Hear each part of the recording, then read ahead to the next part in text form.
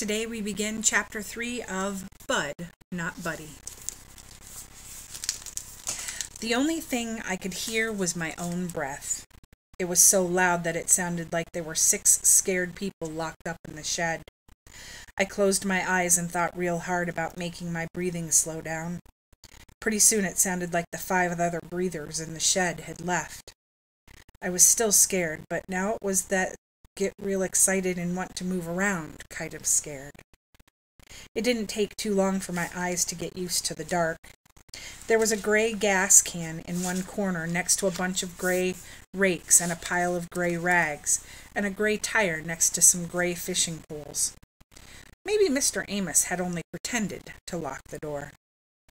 I reached my hand towards the gray doorknob, and quick as that, I went from kind of calm to being in that stand in one place with spit drooling down the front of your shirt kind of scared. Halfway up the door were 3 little, flat monster heads, guarding the doorknob. Each had 2 little round eyes staring right at me. The eyes were the only thing in the shed that weren't gray. They were a bright yellow with a big black spot right in the middle. I dropped my blanket and pillow and backstepped until my legs hit the wood pile behind me. From all the fast breathing going on, you'd have thought the 5 other scared people had come back and brought a couple of scared friends with them.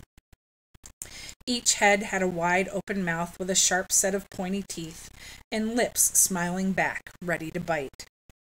It felt like the shed was getting smaller and smaller, and the little mouths were getting closer and closer. Then I knew what I was looking at. The doorknob guards were 3 dried-out fish heads that someone had nailed to the door. I ran over to the pile of rags and poked at one of them with my shoe to make sure there weren't any rats or centipedes hiding under it. Then I picked it up and hung it over the fish heads so I couldn't see them, and they couldn't see me. I picked up my blanket and pillow and had to decide what was the best way to sleep. I knew the floor was no good. I'd have bet all sorts of bugs and roaches were crawling around on that. I remember what happened to my best friend, Bugs, when a cockroach crawled in his ear one night at the home. 4 grown folks had held Bugs down whilst they tried to pull it out with a pair of tweezers, but the only thing that they did was pull the cockroach's back legs off. When they weren't digging around in Bugs' ears with the tweezers, you'd have thought they were pulling his legs off, not some cockroaches. I'd never heard a kid scream that loud. After about 15 minutes of Bugs screaming the joint down, they said they were going to have to take him to the emergency room to get the roach out. Pardon me, let me read that again. After about 15 minutes of Bugs screaming the joint down, they said they were going to have to take him to the emergency room to get the roach out. It was almost morning when Bugs got back. Everyone was asleep, except me. I waited until they put him in his bed and turned out the lights. I said to him, "Did they get it out?" He said, "Oh, hi, Bud. Yeah, they got him." "Did it hurt a lot?" "Nope." "Were you scared?" "Nope." "Then how come you were screaming so doggone loud?" He said, "I didn't know I was. I probably couldn't hear me screaming because the roach was so loud." I'd seen lots of roaches, but I'd never heard one of them make any sound. I said, "Loud? How?" "Well, Bugs ain't so different from us as you'd think. Soon as he saw those tweezers coming at him, he was pretty terrified, and commenced to screaming. Screaming in English, too, not some bug language like you'd expect from a roach." "Yeah? What'd he say?" "All he kept yelling was, 'My legs! My legs! Why have they done this to my legs?'" That's the true story about how Bugs started getting called Bugs. I bet $1,000 that there were roaches on the floor of this shed, just waiting to crawl in someone's ear. And I'd bet those Amoses wouldn't have even tried to pull the roach out. And who knows how long I'd have had to listen to some terrified roach screaming his head off right up against my eardrum. I spread the blanket on top of the woodpile and climbed up on it. This put me so I was even with the window. I took a piece of bark and brushed all the spider webs from in front of the window. Then I put my hand on the glass to see if the newspaper was pasted on from the inside or the outside. I touched paper. I spread my fingers and my hand looked like a yellow jacket bumblebee, bright yellow with black stripes. This was a great place to have shadow puppets, so I made my hand be a wolf and a dog and a duck. After a while that got to be pretty boring, so I scraped at the paper with my fingernails so I could see outside. But I like to keep my nails bit down real low, and the paper didn't budge. I took out my jackknife and tried scraping the newspaper with it. The paper peeled away in little curly yellow strips, like that stuff rich people throw on New Year's Eve. I finally got a hole big enough to look out and mashed my eye up against the glass. I could see the back of the Amos's house real clear. There was a light on. That had to be Mr. and Mrs. Amos's bedroom. The little bit of light that came through the hole in the paper made me get calm enough that I could lay my head on my pillow and take a nap. When I blinked my eyes open, the first thing I noticed was that the light from the Amos's bedroom was out. The next thing I noticed made me wish I'd stayed asleep. Up at the very top of the shed was the biggest vampire bat you'd ever seen. He was hanging upside down asleep, but the smell of me rising up to meet him would probably wake him up at any minute. I reached out over to the window and tried to slide it open. It budged an inch. I rolled off the woodpile and crawled towards the door until the fish head guards. I reached my hand up and the doorknob turned. Mr. Amos was trying to help me. But after the door opened a crack, the padlock and chain on the outside held it tight. I looked back up into the rafters to see if that bat had woke up.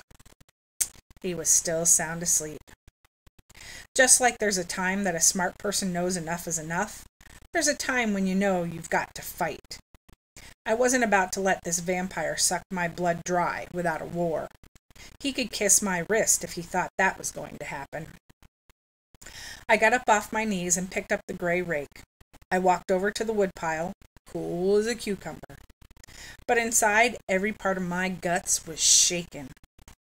I stood up on the woodpile and held the rake like it was a Louisville slugger. I eyed where the bat was sleeping and revved the rake like I was going to hit a 400-foot home run. Just before I swung, I remembered another one of Bud Caldwell's rules and things for having a funner life and making a better liar out of yourself. Rules and things number 328. When you make up your mind to do something, hurry up and do it. If you wait, you might talk yourself out of what you wanted in the first place. Shucks. I couldn't remember for sure if you killed a vampire by driving a stake in its heart or by shooting it with a silver bullet. If I was wrong and didn't kill the bat right away, I was going to be trapped in the shed with a vampire who was probably going to be real upset that someone had woke him up by whacking him with a rake. I took my jackknife out of my pocket and pulled the blade open. That way, if I didn't kill him with the rake, and it came down to the two of us tussling on the floor, maybe a silver blade in his heart would be just as good as a silver bullet. Unless that was what you had to do with werewolves, anyway. I raised the rake over my head again, closed my eyes, and swung it like I was Paul Bunyan chopping down a tree with one blow. I felt the rake jerk a little when it hit the bat, and I opened my eyes just in time to see the vampire get cut right in half. I was kind of surprised it didn't scream or cry or say, "Curses, you've got me!" Instead, the only sound I heard was a kind of rattling, like a couple of pieces of paper rubbing together, or like dry leaves blowing around in the wind. The next sound I heard was even worse than if the vampire had said, "Aha, you doggone kid, that hurt, but now I get my revenge." It sounded like I'd turned on a buzzsaw in the shed. All of a sudden it felt like someone had stuck a red-hot nail right into my left cheek. My hand reached up to grab my cheek, and I felt something creepy and prickly there. I brought my hand back down, and it was holding the biggest, maddest hornet I had ever seen. I squeezed my hand shut to crush it, but it got in another sting on my palm. What I'd thought was a vampire bat hanging on the ceiling was really a hornet's nest. And now there were about 6,000 hornets flying around in that tiny shed, and each and every one of them was looking for me. Another fire nail went into my knee, and a second one went into my sock. Maybe this was why the other kid that they'd found in here had been as big as a whale. He was swole up from all the hornet stings. I dropped my shoulder down and charged at the door with all my might. The door banged against the lock, but it didn't budge an inch. All that happened was the rag I'd covered the fish heads with came off, and I got bounced back and landed square on the floor. I jumped up again. This time, when I charged at the door, I put my hand out like Paul Robeson running down the football field. This wasn't a real good idea. I forgot all about the fish head door guards. My fingers went right into the mouth of the biggest one, and his little needle teeth cut me like a razor. I pulled my hand back, and I screamed. Another hornet buzzed into my ear, and it felt like someone had poured hot wax right down into my brain.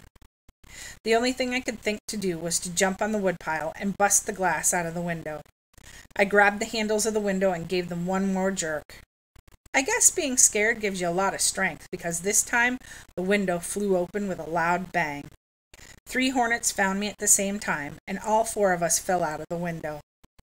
As soon as we hit the ground, I rolled as far away from the shed as I could go.